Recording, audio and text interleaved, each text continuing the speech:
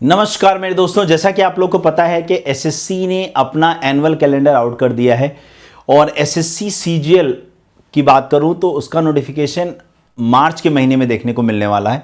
और सीएचएसएल की बात करूं, सीजीएल सीएचएसएल हम दोनों की बात एक साथ इसलिए करते हैं क्योंकि दोनों का ही एग्जाम का पैटर्न ऑलमोस्ट सेम है और दोनों के सिलेबस का भी पैटर्न बिल्कुल सेम है। तो अगर आप सीजीएल की तैयारी कर रहे हो तो आप सीएचएसएल का एग्जाम बड़े आराम से क्वालिफाई कर सकते हो without any problem, without any दिक्कत। ठीक है।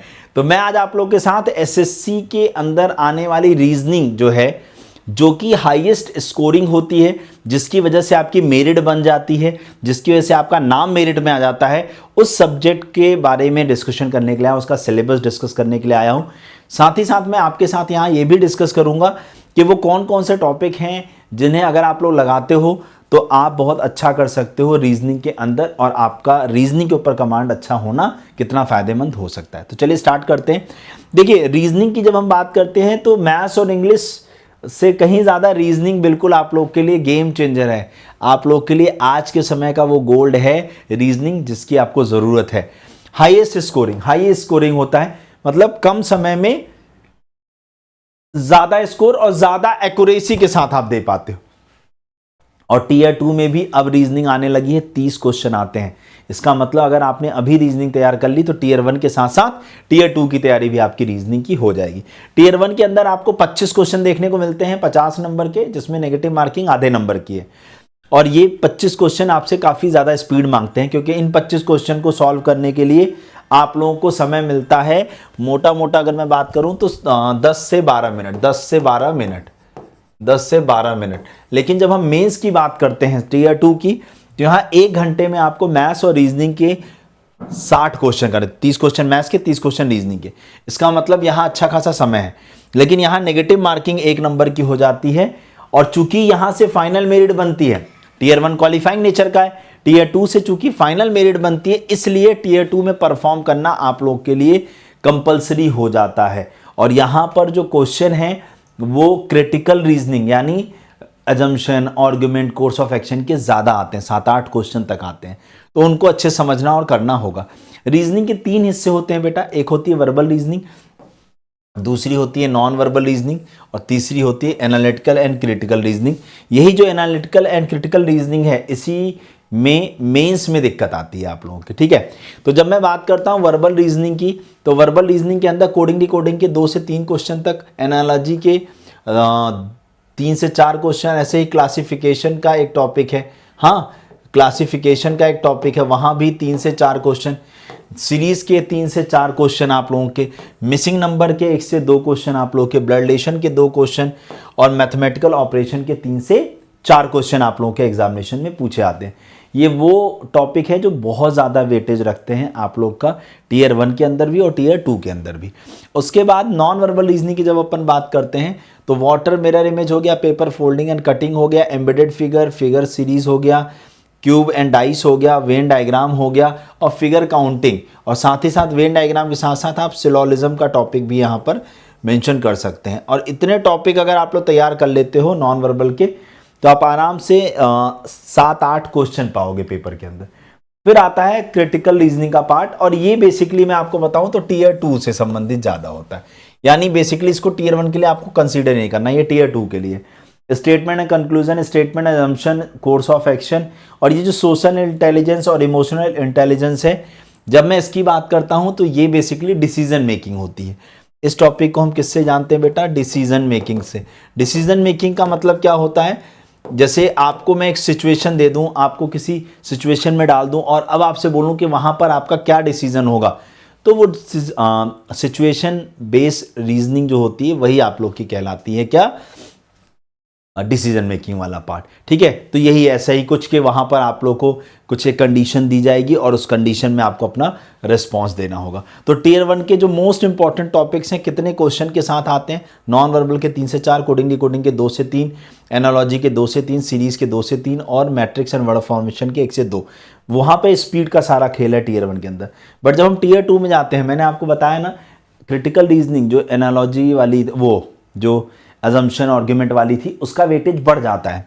तो सेम उसी तरीके से 6 से 8 क्वेश्चन पूछे आते हैं क्रिटिकल रीजनिंग के अंदर। सीरीज और कोडिंग के 3 से 4 क्वेश्चन हो जाते हैं, पजल के अंदर 3 से 4 क्वेश्चन, यानी पजल वहां पर बढ़ती है, ये टाइम कंज्यूमिंग होती है आप लोग की, यानी हाईएस्ट इंपॉर्टेंस आपकी बढ़ जाती है इसकी, हाई वेटेज अगर मैं बात करूं तो इसका हो जाता है, टाइम कंज्यूमिंग होती है पजल आपकी, और नॉन वर्बल रीजनिंग जो है बिल्कुल ईजी होती है। लेकिन यहाँ पर जो सारा गेम है वो क्रिटिकल रीजनिंग और पजल से चेंज होता है, बिकॉज क्योंकि आपका टाइम कंज्यूम करते हैं और क्रिटिकल रीजनिंग में गलत होने के चांसेस ज़्यादा होते हैं। तो अब किस तरीके से तैयारी की जाए कि सर हम इस बार जो है जब रीजनिंग का पेपर दें एसएससी के किसी भी एग्जाम के अंदर तो हम पूरा स्कोर कर पाएँ, फुल ऑन फुल स्कोर कर पाएँ। तो उसके लिए सबसे पहले तो आपको कॉन्सेप्ट्स अपने सिलेबस पे कमांड बनानी होगी, अपने कॉन्सेप्ट्स क्लियर करने होंगे, हर लॉजिक को हर ट्रिक को समझना होगा, जानना होगा, ताकि जब आप कोई भी टेस्ट दो टॉपिक वाइज प्रैक्टिस करो, क्वेश्चंस लगाओ, 50-50, 100-100 क्वेश्चन, जितने ज़्यादा आप क्वेश्चन बना सकते हो उतने ज़्यादा क्वेश्चन यहाँ पर बनाओ, और जब आप क्वेश्चन बनाओ तो आपको कोई प्रॉब्लम ना आए। उसके साथ साथ कोशिश करो सेक्शनल मॉक देने की। सेक्शनल मॉक देने का फ़ायदा क्या होता है कि जब वहाँ पर टाइमर चलता है और आप टाइमर के अंदर अगर क्वेश्चन बना पा रहे हो तो आप पेपर में भी परफॉर्म अच्छा कर पाओगे, लेकिन अगर टाइमिंग के अंदर आप नहीं बना पा रहे हो तो आप पेपर के अंदर अच्छा रिस्पॉन्स नहीं कर पाओगे। और जब आप सेक्शनल मॉक दे रहे हो या कोई मॉक टेस्ट लगा रहे हो तो अपनी एरर्स को एनालिसिस करो, अपनी गलतियों को पहचानो। अगर आप अपनी गलतियों को पहचानते हो और उसके ऊपर काम करते हो तो डेफिनेटली आप बेहतर कर रहे हो और आप अपना सिलेक्शन पाओगे इस बार, और रीजनिंग में अच्छे नंबर आएंगे। किन गलतियों से बचना है, ध्यान से। ओवर कॉन्फिडेंस बहुत ज़्यादा आ जाता है, आप लोग क्या, अरे यार इतना आसान पेपर आता है रीजनिंग का, पेपर रीजनिंग का तो मैं फोड़ के आऊँगा, और बस जैसे ही जो लोग टियर 1 में हल्के में लेते हैं, क्वालिफाइंग नेचर का है, क्वालिफाई ही नहीं होता है। ओवर कॉन्फिडेंस से आप लोग को बचना है। ईगो ट्रैप से, जैसे होता है ना कोई क्वेश्चन फंसा, अरे इसको तो मैं करके दिखाऊंगा, ये क्वेश्चन मेरे से हल क्यों नहीं होगा, मैं तो इसको कर ले रहा था, आज पेपर में कैसे हल नहीं हो रहा है। तो जब ईगो पे ले जाओगे ना तो एग्जामिनर तो चाहता ही यही है कि आप ईगो पर लेकर के पेपर सॉल्व करो और पेपर आपका डूब जाए। तो भैया ईगो से बचना है। उसके बाद रीडिंग एरर, मतलब क्वेश्चन में सबसे ज्यादा गलती पता हो रीजनिंग में कहाँ होती है। जैसे मैं एग्जाम्पल देता हूँ, एक कोई वर्ड आता है, उससे कौन सा शब्द बनाया सकता है, which word can be formed and can not be formed. एक नॉट शब्द जो है आपकी पूरी जज्बात बदल देता है, तो वो नॉट शब्द अगर आप नहीं पढ़े हड़बड़ी में तो आपका पूरा क्वेश्चन गलत हो जाएगा। तो वहां पर भी बचना है आप लोगों को। और उसके बाद क्रिटिकल रीजनिंग को थोड़ा सा इग्नोर करिएगा।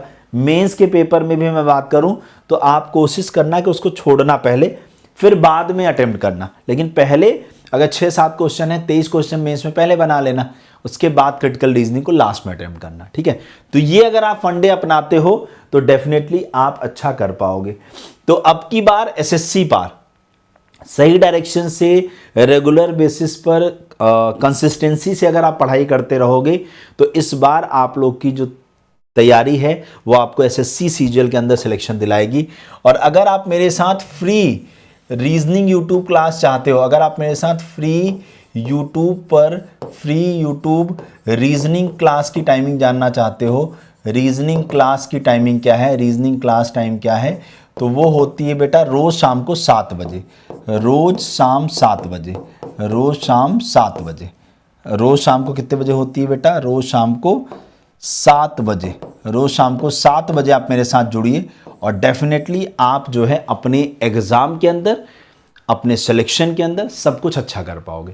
तो होप सो आप लोग को मेरे द्वारा दिए गए ये स्टेप्स रीजनिंग को फॉलो करने के, रीजनिंग को पढ़ने के तरीके आप लोग को अच्छे लगे होंगे।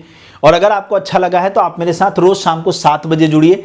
रोज शाम को 7 बजे जब आप मेरे साथ जुड़ोगे तो डेफिनेटली आपको जो ये बातें मैंने बताई हैं ये मैं आपको प्रूव करके दिखाऊंगा, और आपका स्कोर आज जो भी है उससे मैं बढ़ा करके दिखाऊंगा एग्जामिनेशन से पहले। तो बस उसके लिए आपको मुझे भरोसा करना होगा और रोज शाम को 7 बजे आपको मेरे साथ जुड़ना होगा। So all the very best. Channel को सब्सक्राइब करिएगा, वीडियो को लाइक करिएगा, और आपका अगर कुछ भी क्वेरी है एसएससी सीजीएल से रिलेटेड, सीएचएसएल से रिलेटेड, तो आप इस वीडियो के नीचे कमेंट करके पूछ सकते हैं। तब तक के लिए जय हिंद, जय Bharat, thank you so much.